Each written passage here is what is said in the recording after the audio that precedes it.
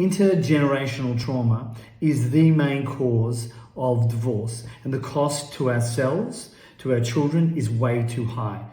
This is not to blame, but it's to inform. When children go through a divorce, they are significantly, like 50% higher risk of having a divorce themselves. They'll do worse at school. They'll have higher social problems. They'll be more inclined, unfortunately, to suicide or self-harm. And all these effects show how important a solid, loving family structure is. And I get that it's not popular on social media, to talk about this.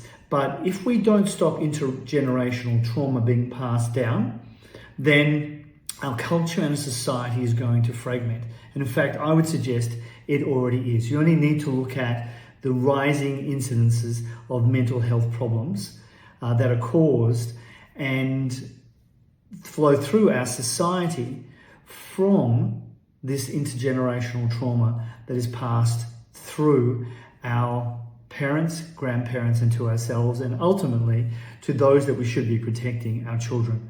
So how do we stop it? Well, you've got to do the work. And what the work is to look inside ourselves and say, okay, if my partner, my wife or my husband in the relationship shuts down on me, moves away, is having a bad day, then what do?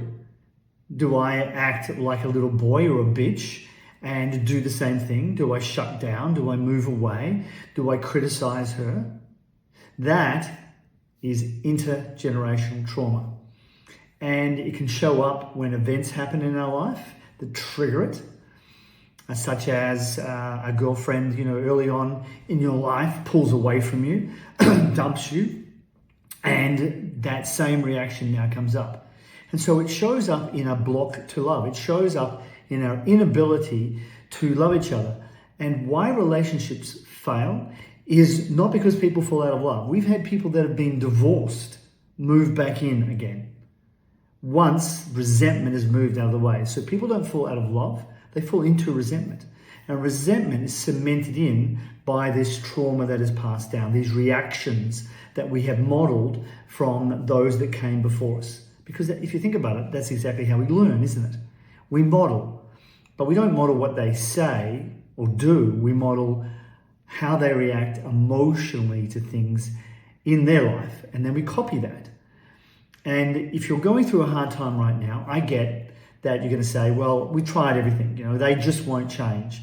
I understand that you may have been to therapists. I understand that you may have seen a psychologist.